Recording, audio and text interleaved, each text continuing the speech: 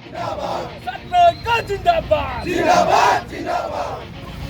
সৰকাৰি বিভাগ সৰকাৰি বিভাগ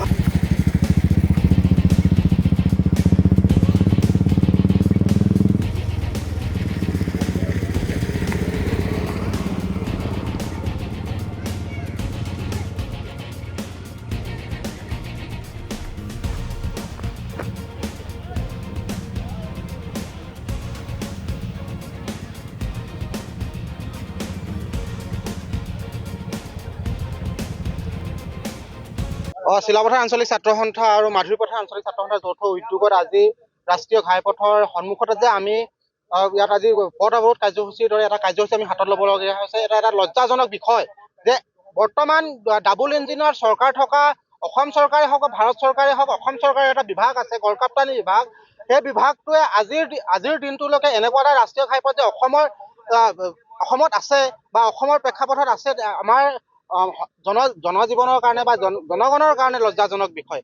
আৰু তাতে এটা কথা আমি উল্লেখ কৰিব লাগিব, চিলাপথাৰ অঞ্চলতে জোনাই বিধানসভা সমষ্টি আৰু বৰ্তমান চিচিবঙা সংৰক্ষিত এটা বিধানসভা সমষ্টি নৱগঠিত।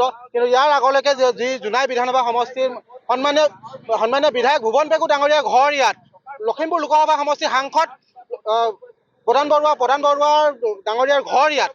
তেনেস্থলত এনেকুৱা এটা পৰিস্থিতি আজি যে জনগণে বাৰে প্ৰতি জ্বলা কলা খুৱাইছে। এটা ৰাষ্ট্ৰীয় ঘাইপথ, ঠায়ে ঠায়ে দ গাঁত সদৃশ্য এটা পৰিৱেশ।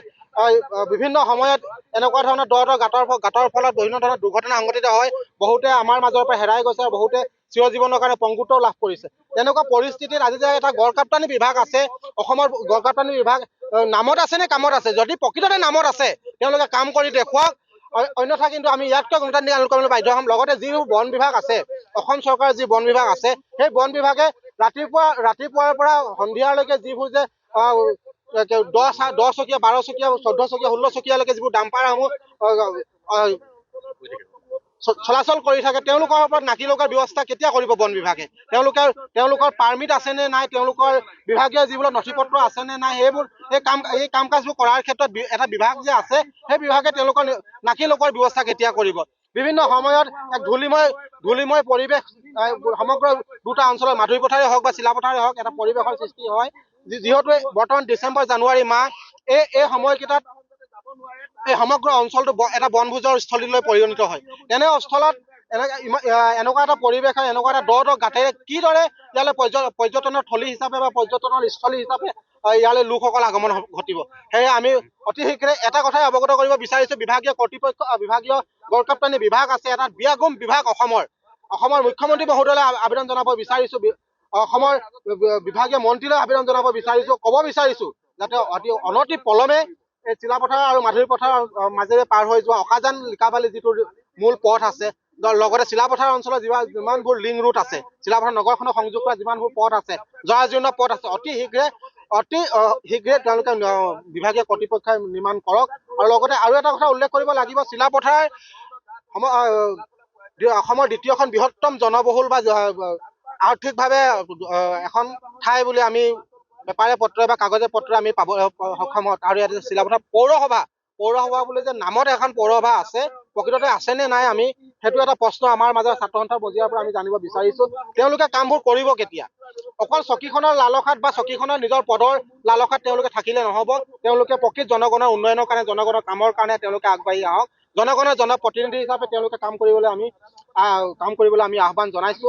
পৌৰসভাৰ পৌৰপতি আছে, বিভিন্ন ইয়াত পঞ্চায়তসমূহৰ তেওঁলোকৰ সভাপতি সম্পাদকৰ ধৰি বিভিন্ন বিষয়ববীয়াসকল আছে, তেওঁলোককো আমি আহ্বান জনাব বিচাৰিছো, তেওঁলোকে যাতে অতি শীঘ্ৰে জনগণৰ সুবিধা হোৱাকে তেওঁলোকে এই কাম কাজবিলাক কৰি নিব আৰু আমাৰ জনগণৰ সুবিধা হোৱাকৈ আৰু সমগ্ৰ চিলাপথাৰ মাধুৰীপথাৰ অঞ্চলৰ জনগণৰ সুবিধা হোৱাকৈ, সমগ্ৰ অসমবাসীৰ সুবিধা হোৱাকৈ কাম কাজবিলাক কৰি যাবলৈ আমি অনুৰোধ জনাইছো। নহ'লে কিন্তু আমি ইয়াতকৈ গণতান্ত্ৰিক আন্দোলন কৰিবলৈ আমি বাধ্য হ'ম।